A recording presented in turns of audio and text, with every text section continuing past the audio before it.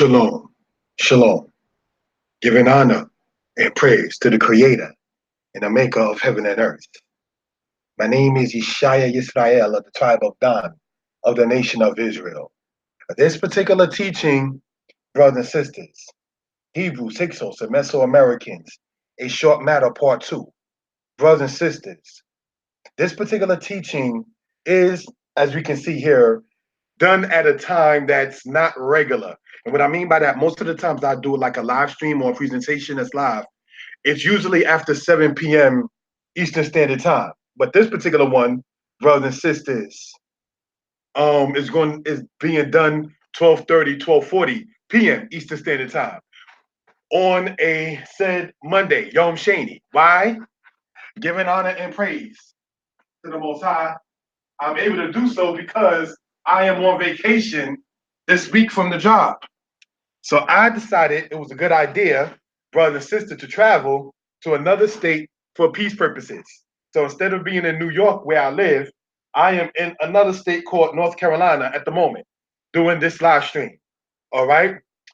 Brothers and sisters, this is a part 2 of what we were going over in the past. All right. And it says, as we see here, Kashub, the historian, Danite, the smashing of the synagogue of Satan. Now, what you're looking at is me doing a presentation back in 2016. All right, that was actually done in Brooklyn on a Saturday night. All right, it was me, the brother Mighty Hebrew, it was the brother Hashar, as well as the brother Daniela. All right, and brothers and sisters, in this particular case, what we want to sit there and get into, as stated in part 2 of this, is to show the history, connecting it throughout the world concerning the house of Israel. All right, so let us continue on in this particular case. Shalom. These are available on Amazon. All right, Egypt Talking Writing, did the Torah come from the culture Tameri? That's one. Hebrew is easy. That's another. Old Testament Israelites respond to Messianic Israelites. That's another. Deuteronomy 28 verses 15 to 68. That's another. All 4 of these are available on Amazon. All right. For those who are interested in getting copies directly from me, the link, brothers and sisters, and the information to do so will be in the description of this video once it is uploaded. All right. So without any further ado, let us continue on in this particular regard. What you're looking at right here is referred to as the Los Lunas inscription. Now, this is, brothers and sisters, found in a place today called New Mexico. And if we look very meticulously, brothers and sisters, all right, we want to use the laser pointer. Brothers and sisters, you begin to see what is very, very close and identical to what is understood and said as ancient Hebrew. All right, this is Hebrew writing on a rock that was found in, as stated, North America. Now, one of the reasons to get into this is we have to ask, how do you find Hebrew artifacts in North America, knowing good and well that the Hebrews descend from the Eastern Hemisphere? According to the book of Josephus, it says, brothers and sisters, that the people of the Israelites were thought of in the days of Josephus to have been descended from the ancient Egyptians. Brothers and sisters, Josephus lived in the era of the Roman Empire. So what is he pointing out is that during the time when the Romans were in rule, brothers and sisters, the people were thinking that the Israelites descended from the ancient Egyptians. The ancient Egyptians, not knock on them again, were so said egotistical to where they let the whole world know how they looked. You understand? That's one thing we want to point out. Secondly, brothers and sisters, when you go into the record of the Roman historian Tacitus, it says that also during the time of the Romans, that they thought the Jews, the Ayudia or Judah or the Israelites, descended from the people called the Ethiopians. So, brothers and sisters, these are things to point out for edification purposes. Ethiopia in both Egypt is in the Eastern Hemisphere. So if that being the case, if the Hebrews were thought by some to be descended from the Egyptians, then you had some saying that the Hebrews descended from the Ethiopians. How do you find a Hebrew artifact in the Western Hemisphere if both those places thought to be the origin of the Israelites is in the Eastern Hemisphere? called migration, brothers and sisters. It's called people going from one place to the next. It's called the prophecy being filled out, when it says that Israel will be scattered from one end of the earth to the other. So that's how you're going to find things such as this here, the Los Lunas inscription found in New Mexico of today. Next slide. Now, this here in part is the translation of such. I am, we're going to just read it as it says here. I am Jehovah your God, who has taken you out of the land of Egypt from the house of slavery. There shall not be other gods before my face. So it goes on, brothers and sisters, but we begin to see exactly what this is. All right. This right here, we want to point out for several reasons. Now, I'm not going to really get into the pronunciation of what they call or refer to as the tetragrammaton, because you have some that will say it is Yahweh, Yahuwah, Yahuwah, Yahuwah, Yahweh, Yehowi, Yahweh, and so forth and so on. So with all of that being stated, brothers and sisters, we're just going to leave that aspect alone for that. But we want to point out is that there is no said Hebrew outside of the scriptures, and even in the scriptures where the name of the Holy One of the Most High is said as Eke or Ahaya. You understand? When you go into what they refer to as the Misha still, you find what is referred to as the Yod He Wah He. You understand? When you go as stated here in the Los Lunas inscription, you find what is stated as the Yod He Wah He right over here, what this particular part is right here, where the laser pointer is at. But as stated, this was found as stated in New Mexico. So when we see brothers and sisters in the book of Exodus 3, when it says, and they shall ask me, what is your name? And he says, Eke Ashir Ege, which means I will be that which I will be. That's what's being stated in that particular regard. All right. So we want to emphasize that for edification purposes. All right. Next slide, please. Now, brothers and sisters, this being called Hebrews, Hyksos, and Meso-Americans, a short matter part 2, right?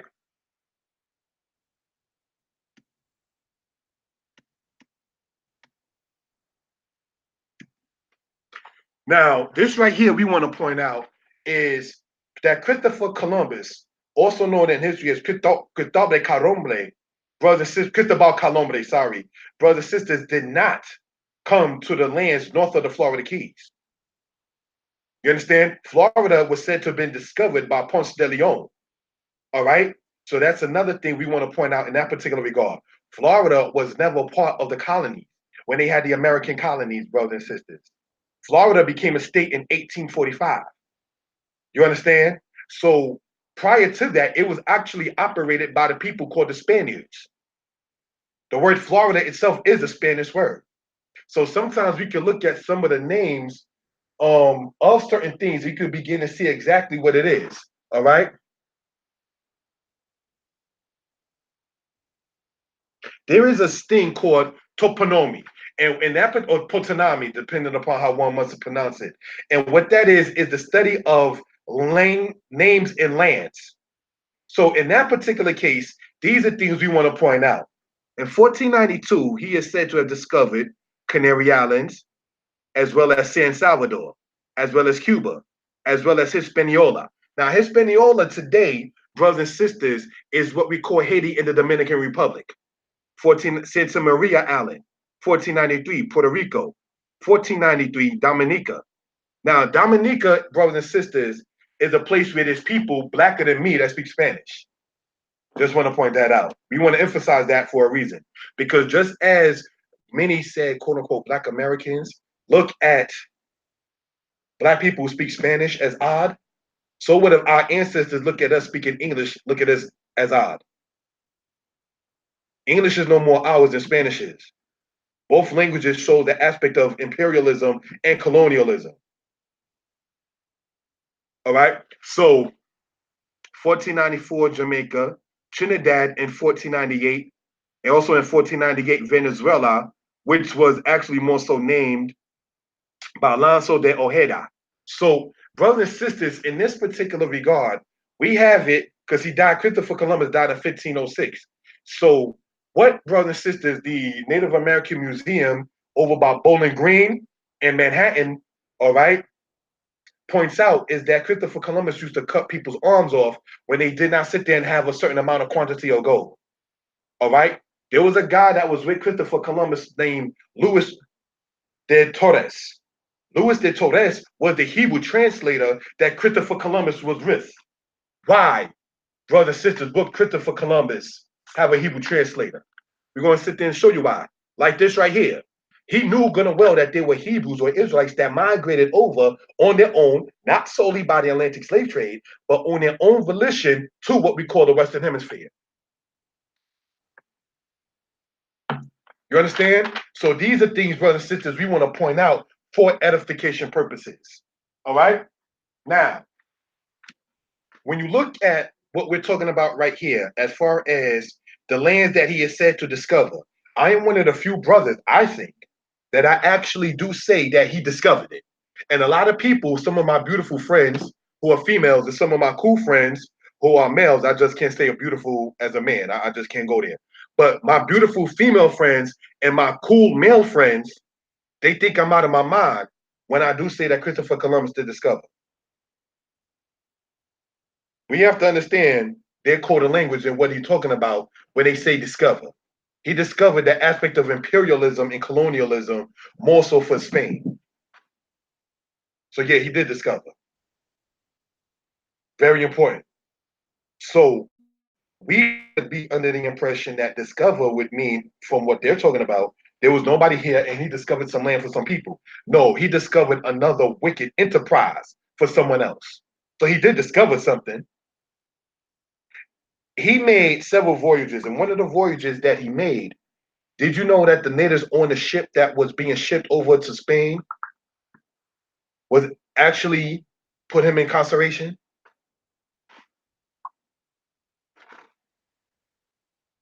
You see, so this is something we want to point out in that particular regard. All right.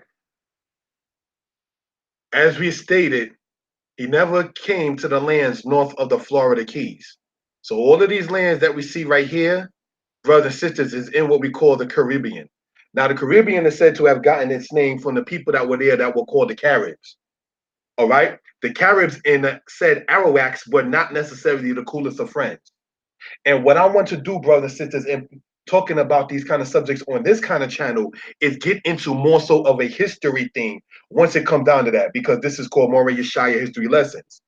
So what I'm doing is not changing the style of teaching, but just showing a more broad aspect of the history of the house of Israel from one end of the earth to the other. Now, I want to make a disclaimer. I am not saying that everyone in Western Africa is of the house of Israel. I am not saying that everyone, brothers and sisters, that is indigenous or autonomous to the Western Hemisphere or part of the scattered tribes of Israel. Why do we go there scripturally? Is because it says in the book of Micah that the remnant of Jacob shall be in the midst of many peoples. It tells you that in the book of Micah. The remnant of Jacob, meaning after the assaults from Assyria, Babylon, Persia, Greece, and Rome, and Ishmael. What does it say about that in the book of Micah? It says what? The remnant of Jacob shall be in the midst of many peoples.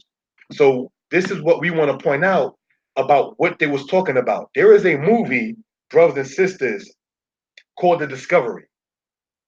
In that movie, the person playing Christopher Columbus was talking to the Queen of England, Isabella, and said that he wanted to go over and be financed into the lands of the West.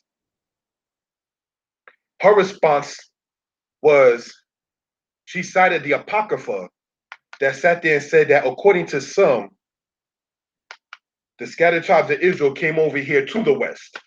There's a movie that's out called The Discovery. That's one of the citations that comes from that. Now, no disrespect intended, I also want to point out that I do not subscribe nor endorse the current 12 tribe chart that is circulating among the house of Israel for several reasons. Real brief, I will say this. According to the chart, the tribe of Reuben are the Seminole Indians that you will see in Florida. Yet the Seminole Indians actually descended from the people called the Creek Indians. So that chart says that the Native Americans of what we call the United States and Canada is the tribe of Gad. So if the Native Americans, according to the chart, is the tribe of Gad, how can their descendants, that is, be the tribe of Reuben when Reuben and Gad are individual tribes? So this is something we just want to point out for edification purposes and reasoning. Nonetheless, I do want to emphasize that it is a fact that there were those among the natives throughout what we call the United States, Central America, and South America of today that did come from in their own volition and not of their own volition that are of the 12 tribes of the house of Israel. Next slide, please. Public schools don't teach Bible. A court decision in 1963 forbade the Bible to be taught in public schools. This, of course, was led by atheist movements. The Bible was banned from being read in public schools, and prayer too was banned. Now, in public schools, there are metal detectors and parents as students. What am I pointing out, brothers and sisters? Is this. I can certainly speak for what I saw growing up inside of New York City, right? For those who just joined on, it might seem an odd time to be doing this, but I'm on vacation this week, giving honor and praise to the Most High, and I decided it was a good idea to go to another state. This state I'm currently in is in North Carolina, doing this presentation where there's more peace and tranquility for me than in the state of New York. So be it. Now, getting back, all right, into this particular aspect right here. In public schools, you got metal detectors. I personally, when I was in a high school in New York, I remember going through those metal detectors. It's generally the same premise when you look at the TSA, the Transportation Security Association, or whatever that thing is called, when you go to the airport. You gotta sit there and go through this, then you sit there and you go through that, then you sit there and you go through this, then you sit there and you go through that. That stuff just goes to show you that they are weapons that are being carried in the school. And as pointed out, when the high school I was in, they had a daycare center for the females there who were parents. They would drop their baby off in a daycare center and then go up to class. Now, I know good and well in ancient days, like for instance, certainly with the royalty, it was common to be a parent of two children by the age of 19 in ancient Israel. To be 17 to have your first and to be 19 and have your second was not uncommon in ancient Israel. The difference between that and now is there was marriages that went along with becoming a parent. So you became a spouse before you became a mother or a father. There was already a certain order that was already established. Josiah, king of Judah, was a parent at the age of 16. You know that because when he unfortunately passed at the age of 39, his son was already 23, who succeeded him. So these are things we want to point out in that particular regard. But the difference, as stated, between like when I was in high school, when they were 15, 16, 17-year-old parents, the aspect of marriage wasn't enforced or endorsed as much as you just continue to get your education. And so these are things we want to point out. So they removed the Bible, and in place of it, now you see metal detectors and places of daycare centers for people who have children that are unwed. What they did essentially was try to remove in their way the word of the Most High. And instead of that, now you got something that is obtuse to growth. That's the point I want to emphasize. All right. So, brothers and sisters, we want to sit there and continue in this particular regard, right? Next slide, please. Style of literate slaves. What does it say, brothers and sisters, in that regard? It appears from the scanty information.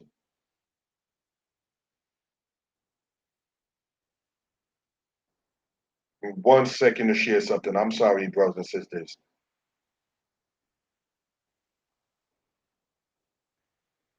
All right. It appears from the scanty information available that the Bible was used to impress the Negroes, that they, as the Israelites, could throw off the yoke of slavery and that God will come to their aid. What are we pointing out, brothers and sisters, in that particular regard? All right? It says just that. The Negro in the United States by Frazier. That book was written, brothers and sisters, back in the 1950s. All right? Speaking of the uprising of Gabriel Prosser. Gabriel Prosser was a person who knew how to read. So we want to sit there and point out about the dangers of us when we're reading. It's virtually the same premise. May my mother, and I point this out periodically, may my mother rest in peace, when she used to read the receipt. I shared with one of my beautiful sisters this story of me and my mother, right? I had, when I was a child, stole the change instead of asking for it if I can keep it. And I was about, I would say 8 years old, all right? Not saying it was right because I was 8, but I'm just mentioning it that it was over 30 years ago. I don't steal today. Case in point, those who bought the books, nobody can ever say, I sent my money to Yeshaya, I sent my money to Kashub, and I never got it. You can't say that. You're going to get your book or get your refund if you can't get the book. You understand? I spoke before about the aspect of what happened with the pack of nerds, but that's another thing. Now, getting into this, I had over 30 years ago, and I emphasize that for comfort purposes, because I don't do those things no more like when I was 8. Anyway, I had stole a change from my mother and then try to sit there and say, oh, there was no receipt because I threw the receipt in the garbage. What she did in August of 1988 in Brooklyn was make me go back outside into the garbage to see and dig up the receipt. So here I am in the middle of the street, digging in the garbage, people walking by like, ain't that such and such? Oh, that's the little kid that used to always like to play baseball with them. Knowing good and well that I stole the money. I just couldn't sit there and say straight up, this is what I did. I should have acted first, and I sincerely apologize. It won't happen again. Please forgive me. I didn't even have the heart to come to my mother with that. Here I am trying to continue to lie of having to sit there and say, I threw the receipt in the garbage, knowing good and well there was no receipt thrown in the garbage, knowing good and well that the chains were stolen. I knew if she would have read the receipt, she would have saw that there was something that was awry. So now when we start talking about the aspect of those who don't want to read and those who don't encourage those to read, we can see why. Those who knew how to read were a problem during the physical slavery era. That's what we want to point out. You understand? That's what we want to point out for edification purposes. Somebody typed in LOL concerning the story of what happened with the supposed receipt. It was nothing to laugh at then, my beautiful friends, because I remember going back upstairs. And if you all know what happens when you do things like that, mommy went in. That's all I'm going to say on that. But I can say now, at the age of 39, there's nobody that can sit there and say, well, here's a receipt, and I didn't get my product. Can't say that now. You probably could have said that when I was 8, but I'm 30 years older than that now, plus, and have a better understanding of character. You understand? Giving honor and praise unto the Creator and the maker of heaven and earth. All right, let's go on to the next slide. Now, this coming from the book of Roots, chapter 76. It's a conversation between Kizzy, Kunta's daughter, and her father, Kunta, which was called Toby in the book. Sternly, he said, don't you be talking that. You hear me? Ain't nobody's business. White folks don't like us doing no reading or writing. How come? That's what Kizzy said. How come? Because they figures less we knows, less trouble we makes.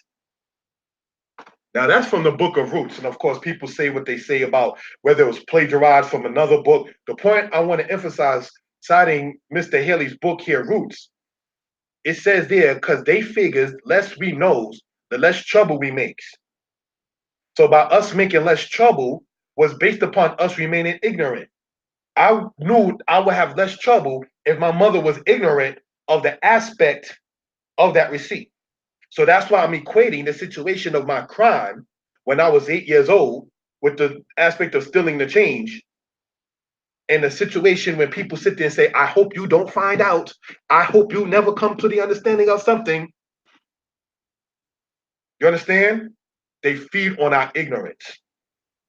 Criminals do that. They hope you don't know. This is why, though I don't agree with all of the solutions that they of the Morris Science School present, such as the aspect of talking about reparations. The reparations is straight garbage. We're going to talk about that another time. But one of the things that I admire, I can say, about the people from the Morris Science School is that they say, learn the laws of the country that you're in. That's intelligent. You don't think ancient Israel that was in Babylon learned the Code of Hammurabi to understand how the laws of that land work? When Joseph and his brothers was in Egypt, he told them, in this land, they do certain things differently.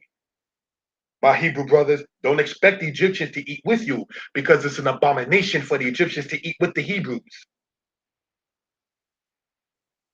You understand? So these are things, brothers and sisters, that we want to point out for edification purposes. Learn the laws of the land that you're in. Learn the aspects of the things where you are. That's only intelligent. Like I said, for those who just joined in, I'm in North Carolina. I can't do in North Carolina like I can do in New York. It's a different state. It's a different set of rules.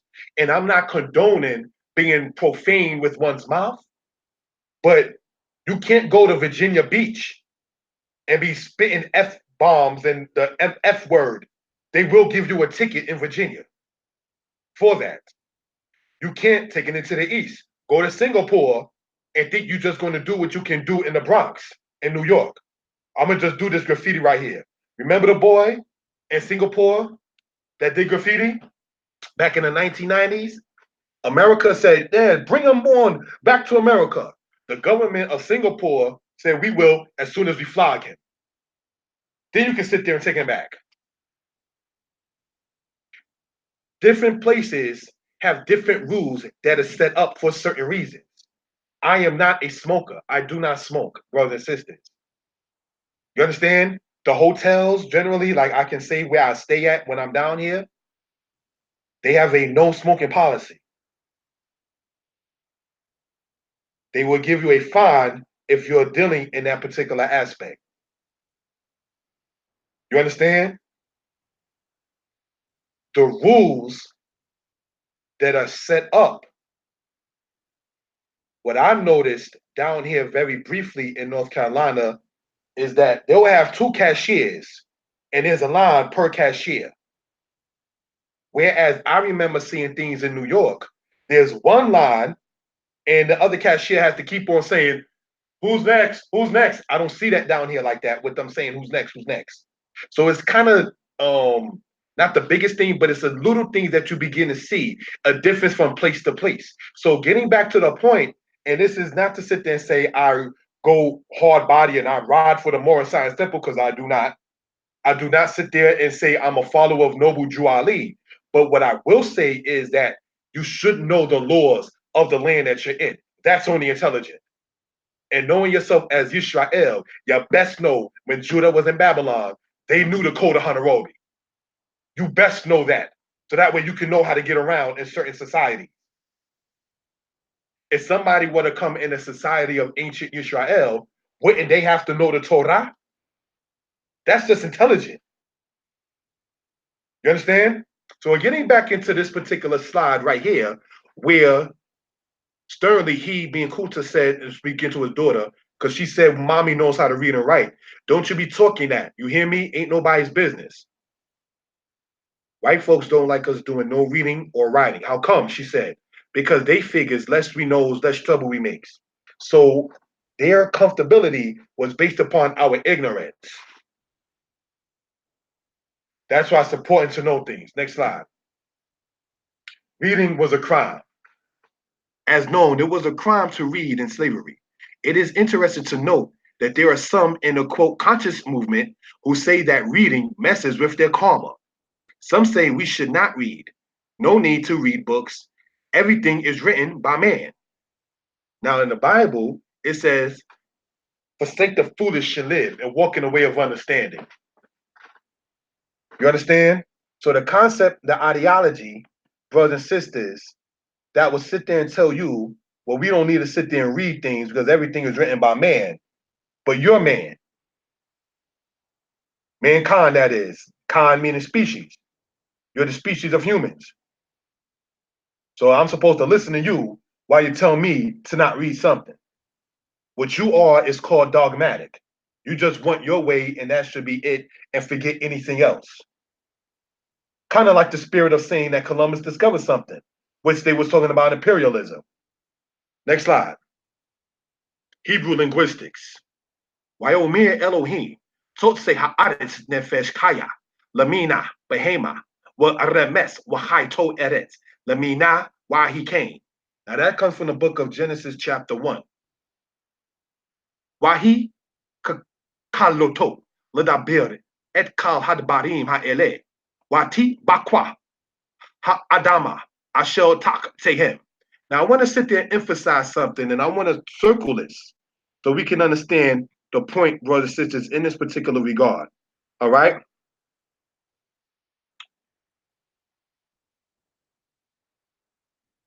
So say ha'aretz. Now let's look back here.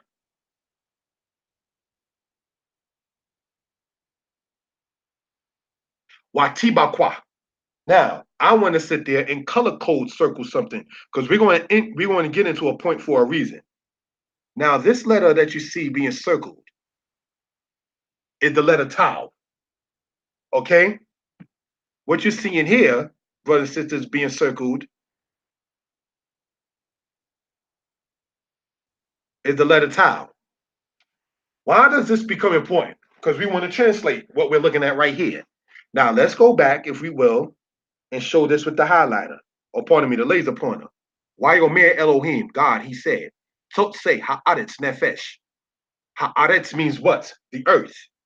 Let the earth bring forth living flesh, living soul, lamina, after its species, according to its kind. Behema, beast, wa remes, and creeping, wa kayato, and that of his life, eretz, of the earth, lamina, according to its species, according to its kind, while he came, and it was so. Now let's look at this right here, brothers and sisters. Watotze. You see that tau that you see there circled in a golden, yellowish, mustard-like color? That's the letter tau. The letter tau is a feminine letter. Aretz means earth. Earth in Hebrew understanding is feminine. All right? That's something we want to point out for edification purposes. Right? Earth in Hebraic understanding is feminine. Why does that, brothers and sisters, become important? Is because of this. You can't sit there and have man give birth. Man does not give birth, brothers and sisters. All right? So females give birth. Now, it may seem a little odd or funny as to why we're bringing this up, is because as they sit there and say that we shouldn't deal with the scriptures, as they sit there and try to point out that we should not sit there and deal with studying, and as they try to sit there and point out, brothers and sisters, that studying messes with one's karma, as we pointed out in part one of this, we can begin to see and know and well and understand how all of that coincides one with another. Because if you can keep somebody ignorant of wanting to read something, then that same energy, that same spirit, that same person, all right, will be just as happy as not knowing certain kind of things. That is to say, the fact that a male cannot give birth. See, the goal was to sit there and keep people ignorant of certain things. And then sit there and as they try to sit there and say, you must forget everything you learned and restart new. Whereas those who are intelligent would say, take what you already know and build upon it. They don't want you to build upon what you already know. They want you to forget everything and start anew so they can sit there and be dogmatic and, quote, beat you in the head with stuff. You understand? These are things, brothers and sisters, we want to point out for edification purposes. All right?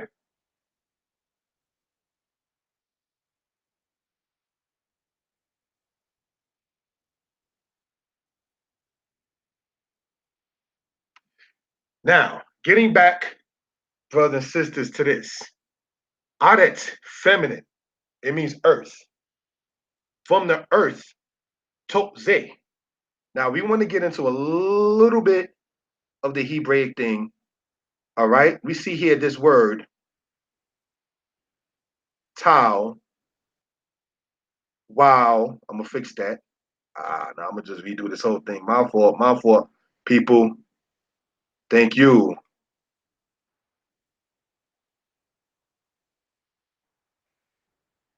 All right?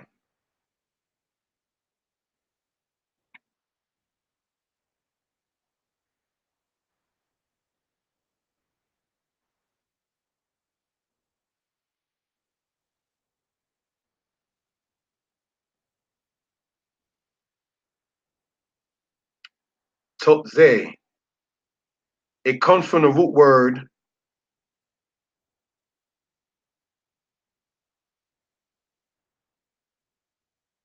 yatzah.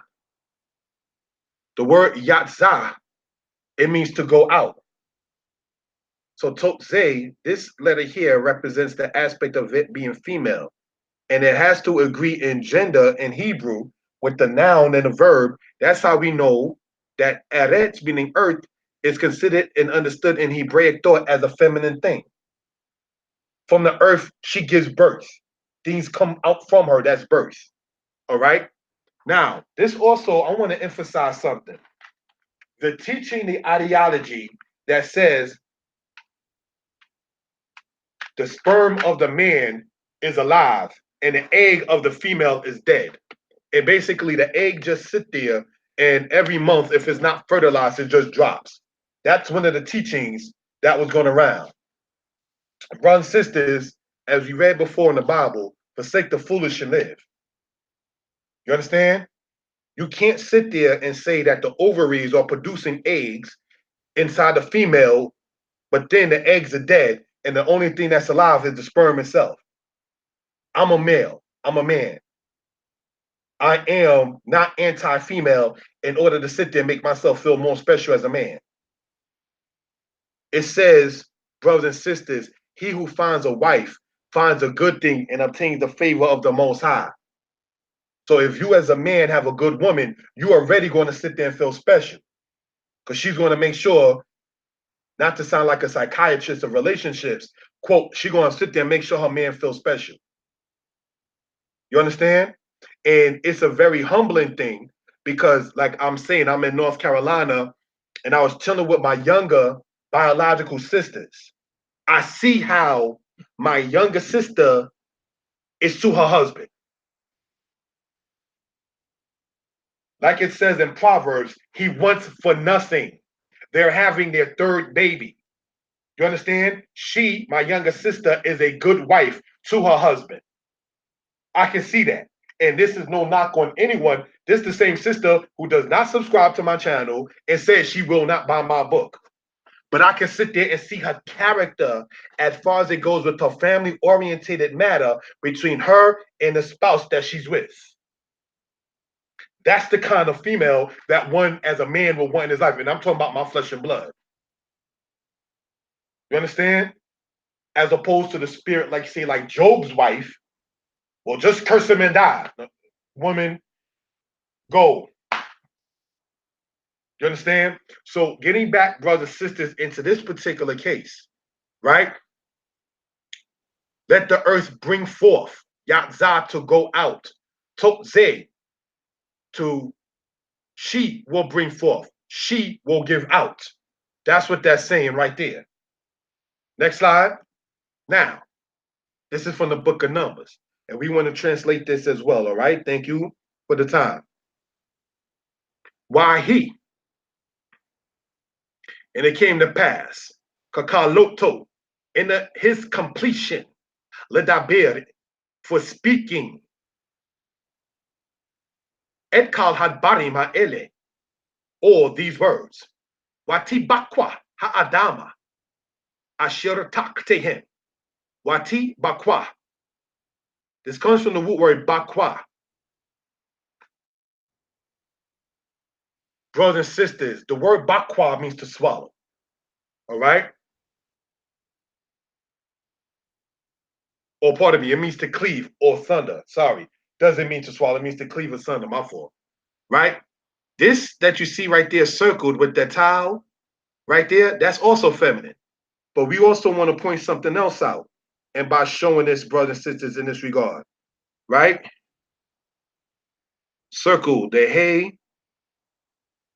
You have the quamats followed by the hey. That shows it to be feminine in most cases, as in this case. Ha'adama means what? The earth or the ground, right? Ashel tachtehim, which was under them. Brothers and sisters, earth, land, and ground is represented in a feminine aspect in Hebrew. That's the point in all of this. But now in this sick society, brothers and sisters, they're proposing a man can give birth.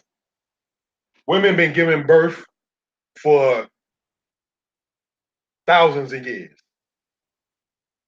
So in this perverted society that's anti-Hebrew ways, where they promote abortion over marriage, where they promote divorce over weddings, where they promote homosexuality over protection of children, where a boy can say he wants to be a girl and vice versa. I remember, this gets a little personal, I remember being a child. I was about, I would say 8 or 9 years old. I would say 9, right? Maybe 8 or 9, one of the two. And there was a girl in the school that I had liked. So what I did, and it's not to say that it's justified for me just being a boy at the time, I wrote her a carnal letter, if you will, a sexually explicit letter when I was in elementary. And before I can get the letter out the house, my mother found it. And she said, come. And she wanted me to read the letter that I wrote that was sexually explicit to a girl. This being, like I said, like when I was 8 or 9 years old. Again, naturally trying to be funny, mommy got at me. I couldn't even finish reading the entire page. Like, you can't even say those words to your mama, can you? Of course not, because you know that's out of place. You should never went there in the first place. You understand? So, if it was understandable for a boy to not write an explicit letter to a girl in the 3rd or 4th grade, as I've done, and I'm just thankful to the Creator, even though mommy got at me, boop, boop, boop, boop, boop, I'm thankful to the Creator that letter didn't get to that girl. Because if I had written, which I did write it, if I gave it to her, if she showed the teacher, or she went home and brought it to her parents, who knows what kind of drama would have happened. Remember, this is back in the 80s when children still had some kind of protection. Nowadays, what would stop a boy from writing that kind of letter to a girl when the child's mother is being told, your boy can be a girl when he wants, and your girl can be a boy when she wants? See the difference in the course of how these decades done went down, to where I can say I'm glad that the letter that I wrote to a female didn't get to that female. It would have been a product thing with the school. They probably would have sat there and called ACS or Child Preventive Services or Protective Services to the house to go in your fridge, to go in your cabinet, to go through your drawer, to sit there and see what kind of child is this woman rearing up for him to feel comfortable to write a sexually orientated letter to a girl? Do you understand? Like I'm saying, they removed the Bible out the school. Now you got people in drag and they saying that it's okay. It was considered an effrontery for a boy to get too deep in conversation in elementary with a girl. But now they got girls with girls and boys with boys, and they can go just as deep as they want to go, quote unquote, legal. So the point in getting into the Hebraic aspect and showing the connection with that is because it just goes to show you, brothers and sisters, it just goes to show you, brothers and sisters, how far things have fallen. You see this right here? This is a bunch of greenery. I think these are daffodils, the white ones. I could be wrong. But the point I'm saying is this is greenery, plants, and vegetation. Because what I did is I looked up vegetation online, and these are one of the pictures that came up. Let the earth bring forth these kind of things. A man and a man cannot bring forth anything. A woman and a woman cannot bring forth anything. You understand? Lesbianism and homosexuality produces diseases. Case in point, men who deal with males in that regard, they have a extreme high case of syphilis. Women who deal with women in that regard have an extreme high case of breast cancer. Homosexuality produces death, not life. I state again, it produces death, not life. So when we go back here, brothers and sisters, right, and we see this here, as you see being circled, well, Kai, this right here, Kai, means what? Kai means life. Haya means to live.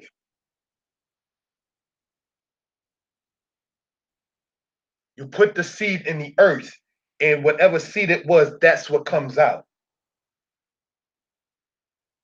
You can't, brothers and sisters, not have life without the male gamete and the female gamete. Let's go on, if we will, to the next part. Amen and Inman. We went over before, brothers and sisters. We want to show this with the laser pointer. This is the Hebrew word Amen. This, brothers and sisters, is the Egyptian hieroglyph aspect I-M-N, I-M-N-N. And this is the male aspect, showing it to be of the male principle inside of Egyptian culture.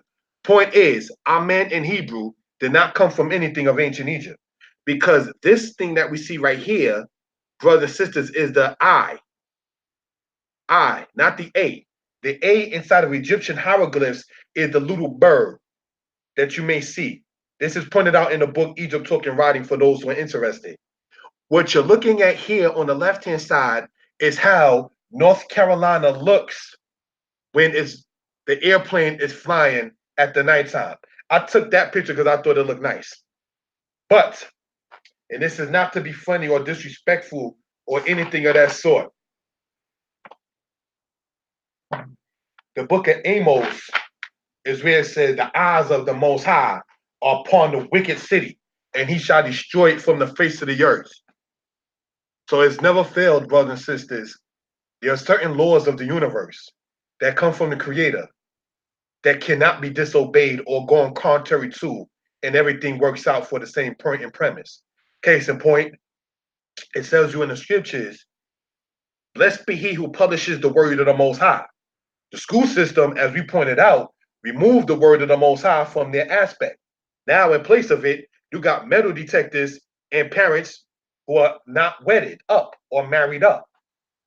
Something comes in its place when you want to remove the Most High out. Next slide, please.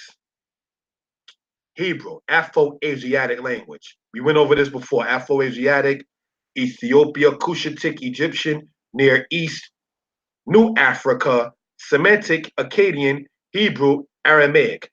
Now, we're looking at the Hebrew and Aramaic is part of the Afro-Asiatic language. Hebrew, and thus the Hebrew people, are not an Indo-European people. They were not an Indo-European people. That's the point with that. Next slide. The world of the past, according to Jacqueline Hawkes in a book.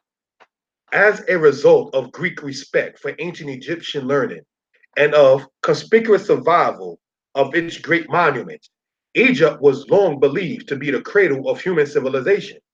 Archaeological studies have proved otherwise, both in the beginning of farming in Neolithic times and in the first development of true civilization. Egypt played a role secondary to that of Western Asia. Now, what are we pointing out in this here called Hyksos and Meso-Americans, right? As a result of Greek respect for ancient Egyptian learning.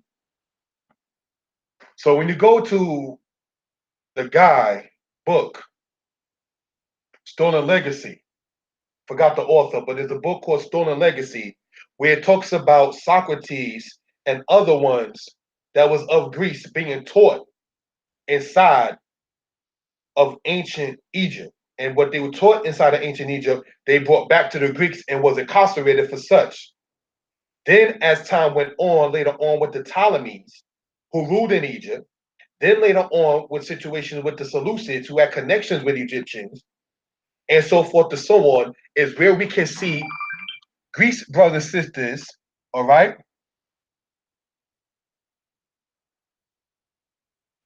Where Greece brothers and sisters is said to be what? The cradle of Western civilization. That's what they say, that Greece is the cradle of Western civilization. Having taught in a college, I remember teaching Western Civ or Western Civilization 101. And it starts, brothers and sisters, as far as the Western portion goes, Greece. You understand? Now, as a result of Greek respect for ancient Egyptian learning, why do I emphasize that? The Greeks being what they call the beginning of Western civilization, and they admiring the ancient Egyptians, is why, according to Jacqueline Hawkes in her book, she states that Egypt was long believed to be the cradle of human civilization. Now, does not the conscious community of today also say the same thing?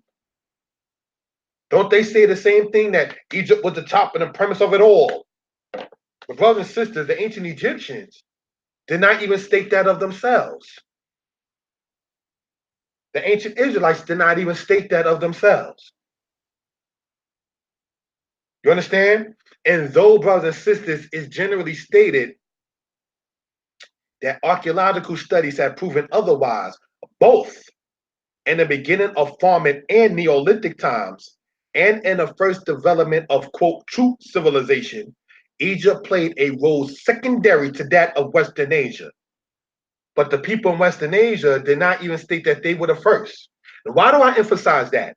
That ancient Israel did not state they were the first, ancient Egyptians did not state they were the first, and the Western Asiatic people did not state they were the first. You know why I emphasize that? It's because it wasn't about solely who was first. It's about getting things done. That's why. But with the argument, it's promoted by the said conscious community, it's about who was first. No, it's about getting things done today. That's where the boils down to at. But the arguments and the debates that kept on going on was about this one was before this one. Meanwhile, today, we have not accomplished what we could and should have.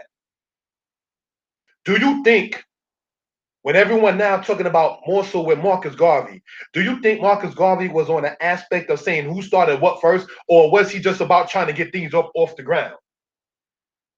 A lot of things, and I personally refuse to watch it for my own reasoning, when they speak about that movie that's on Netflix, When They See Us, those guys that went through that thing with the Central Park 5 and all of that, do you think those guys and their spirits being able to be somewhat of peace today, you think they was worried about who started what first? Or what they're saying, we got to sit there and get these off the ground today? The lady who did that documentary or that movie, When They See Us, on Netflix, she's a director and or producer or something of that sort. She took it, Netflix promoted it, and Netflix said that it was one of the most watched shows since some other show they called Premiere or something like that. Point I'm emphasizing is this. You see how people can sit there and be so much into, and I love history, you understand? But you can get so caught up into certain things to where you're studying the achievements and the endeavors of others to where you still sitting on your behind, still not getting things accomplished. That's the problem. So what the conscious community now does is they consistently talk against Israel. They consistently talk about Israel, and you got some brothers in the understanding of Israel who feel it's imperative for them to keep on entertaining and running to X, Y, and Z channels. You understand what I'm saying? I know that there's people who shouted me out or called me out on other channels. My number is 908-587-4841. See, my mother and my father, they're deceased. So if I get an inbox or something that, well, such and such mentioned your name on such and such channel, meanwhile, my number is in every video and all 4 of the books I wrote and on my webpage, I'm not responding to that. Because the people who I will be obligated to respond by them calling my name are deceased. My point is, you don't sit there and let people gear and guide you when you already know your path that's already set from the creator for you. So no, I'm not running to your channel because you sat there and said my name when you obviously been watching the channel. You obviously talked about the book I wrote. So you must have the telephone number and the email. So if you truthfully wanted to contact a brother, you know how. You understand? So these are things that we want to sit there and talk about for edification purposes. The Greek thought, and Greek being the mother of Western civilization, brothers and sisters, love in Egypt is why you begin to see, even in America, the so-called conscious community is up there talking about, hey, look, this must be the beginning. See how that game went? Let's go on to the next slide. 3 distinct cosmologies were formulated based on the traditions of Heliopolis, Hermopolis, and Memphis. Heliopolis, according to this in the creation story from that in ancient Egypt, one place. The world began on Noon. From Noon came Atum, and he engendered Shu and Tefnut. Engendered means, in layman terms, masturbated into existence. They in turn had Jeb and Nut, who in turn had Osiris, Isis, Seth, and Nephthys or Nephthys. These 9 were called the Ennead. Now, according to the creation story, brothers and sisters, in Heliopolis, right? That's one aspect from ancient Egypt civilization of how they said the world began. Now let's go on to the next part so we can begin to see what we're talking about. Right? This right here is Hermopolis in one regard. This right here is Heliopolis. And I want to sit there and highlight that, highlight, so we can begin to see what we're talking about. All right? Heliopolis and Homopolis. Right? And what we see here is Memphis. So from Heliopolis, which was called Ainu in ancient Egyptian, from Memphis, which was called Menophar in ancient Egyptian, and from Hermopolis, you have 3 different creation stories within the same said country. This becomes important because then you have to find out why you claiming Egypt left and right. What part of Egypt would you belong to? See? Lower Egypt with the right crown and Upper Egypt with the red crown. There was only several times in which they came together. But we're going to sit there and move on because we went over the aspect of the Heliopolis story, right? As we see right here, right? That's one creation story from ancient Egypt. Let's go to the other. Heliopolis, right? Or as we already went over with that one. All right. Hermopolis. That was actually a duplicate slide. Okay. Hermopolis. This creation story is by 8 gods, Nun and Nornet of water, He and Hehet of space, Kek and Keket of darkness, Amun and Amunet of invisibility. These were known as the Ogdod, company of 8.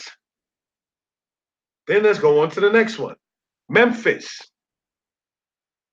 In this creation story, Ptah was the creator, and along with him, it is believed that Horus, Thoth, Nefertum, and a serpent god, also Tit Jenin, was with him.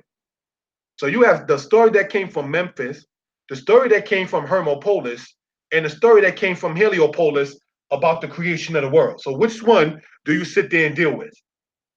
Which god did what, my Kemetic brother? See, because while they sit there and try to take shots or disrespect Hebrews, we want to show from the Hebrew writings who was the one responsible for creating the world. In Genesis, it says, in the beginning, God created the heaven and the earth. But ask now of the things past, which were before thee, since the day that Elohim created man upon the earth, and from one end of heaven unto the other, whether there have been any such thing as this great thing is, or have been heard like it. Thus saith Yah, thy Redeemer, and he that formed thee from the womb. I am Yah that maketh all things, that stretch forth the heavens alone, and spread abroad the earth by myself. Thou art Yah, even thou alone. Thou hast made the heaven and the heaven of heavens, and all their host. Let's stop right there. The heavens and all their host. You know what the host of heaven are? This is why I personally don't get into the argument about whether or not there's other planets. Because whatever is up there is the host of heaven, and the Most High made it. Hashemesh, the sun, Hayareach, the moon, Wakokabim, and the stars. So the whole aspect of other things you have in Hebraic thought called mazlot. The Hebrew word mazlot, brothers, sisters, means just that, planets. Whether or not somebody wants to put a Greek or Roman name to some of the stuff that's up in the heavens doesn't change the fact that the ancient Yisrael knew about those things. All right? Thou art Yah, even thou alone. Thou hast made heaven and the heavens of heavens. This from the book of Nehemiah, with all their hosts, the earth and all things that are thereon, the seas and all that is in them. And thou preservest them all, and the host of heaven worshipeth thee. Gird up now, this is from the book of Job that we're reading here. Gird up now thy loins like a man, for I will demand of thee, and declare thou unto me. Where wast thou when I, Yah, made the foundations of the earth? Declare if thou hast the understanding. Who determined the measures thereof, if thou knowest, or who stretched a line upon it? Whereupon were the foundations thereof fastened, or who laid the cornerstone thereof? Or who shut up the sea with doors when it broke forth and issued out of the womb? When I made the cloud the garment thereof, and thick darkness a swaddling band for it. Somebody asked, is flat earth a Hebraic concept? All right, let's answer that. Flat? Ah, okay. Let's answer that if we will, right? Thank you, my friend, for that. Is flat earth a Hebraic concept? Now, what is earth? According to the Bible in Genesis chapter 1, it says that the dry land is earth. Because it was all seas, tohu wabohu, was it referred to as other chaos. And then he said, Yakwawo hayamin, let the waters be gathered together. And after the waters was gathered together, it says, let the yabasha, or the dry land, appear. In Genesis 1, chapter 10, it says that the yabasha, called the dry land, was called aretz, or earth. So we have to ask, in Hebraic thoughts, the dry land is earth itself. So is the earth, which is the dry land, in Hebraic thought, flat? That's the question.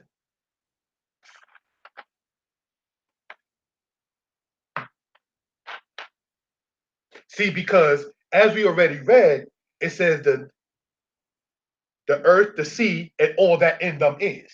But when most, and I'm speaking in general, but when most speak about the flat earth, they don't separate when the Hebraic thought says the dry land, which is earth, and the water is the sea.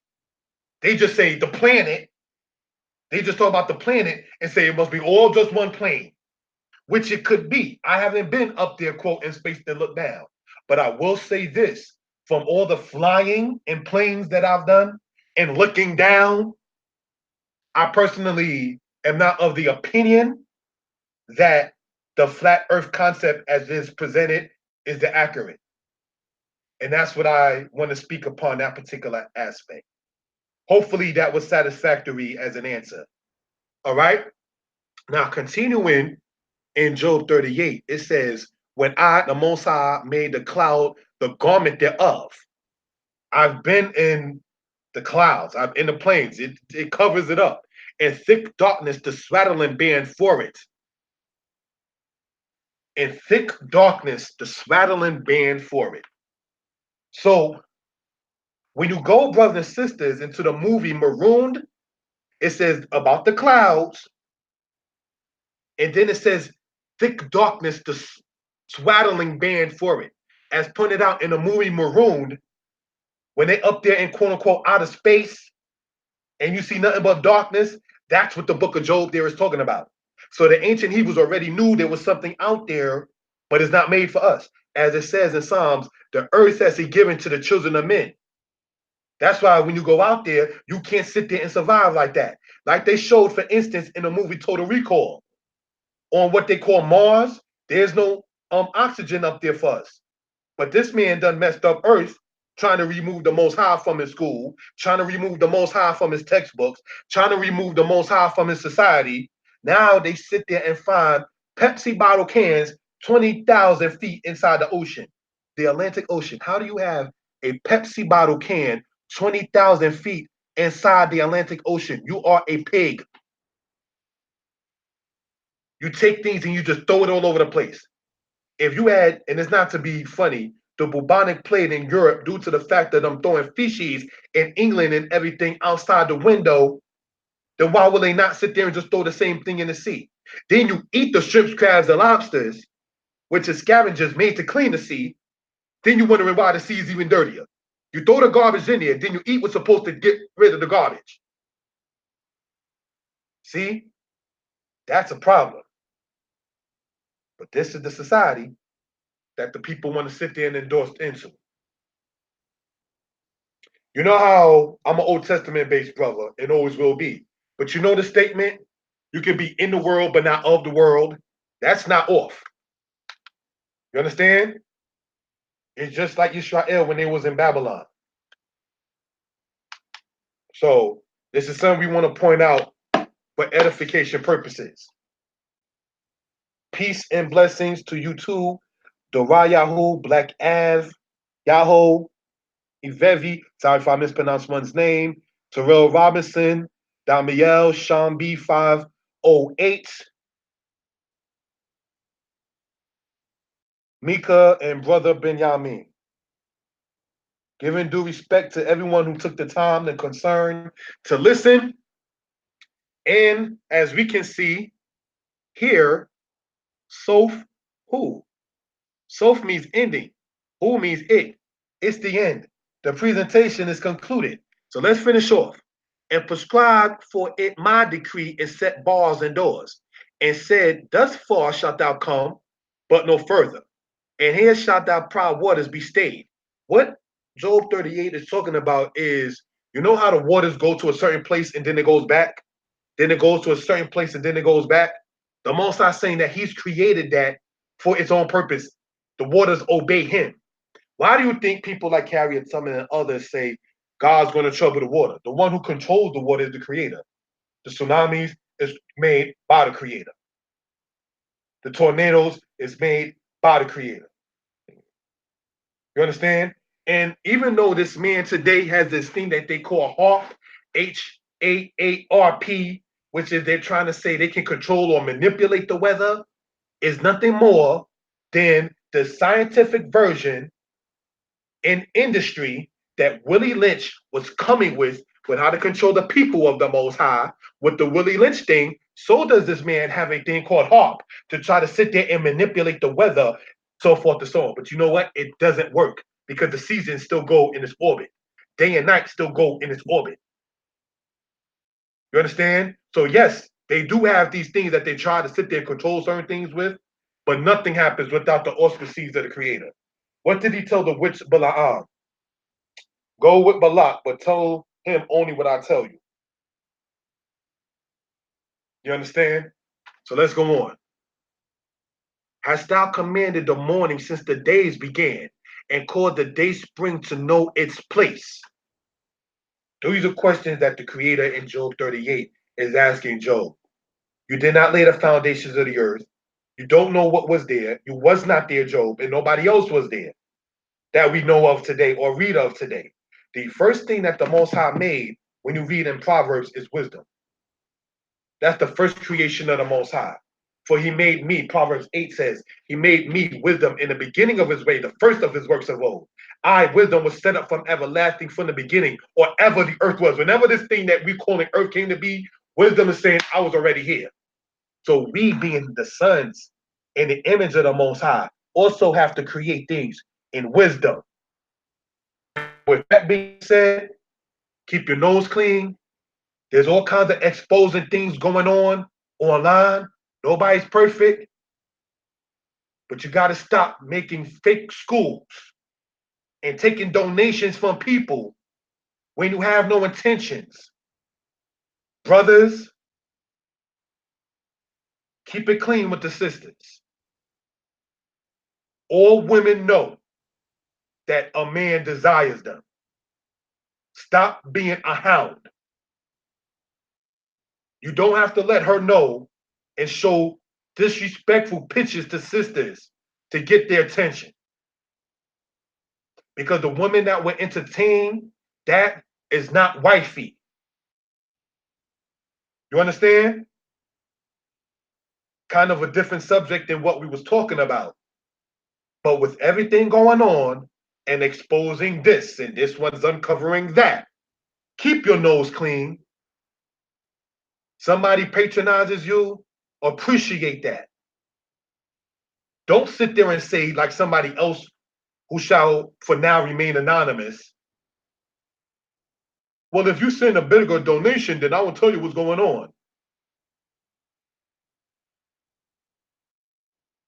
You understand?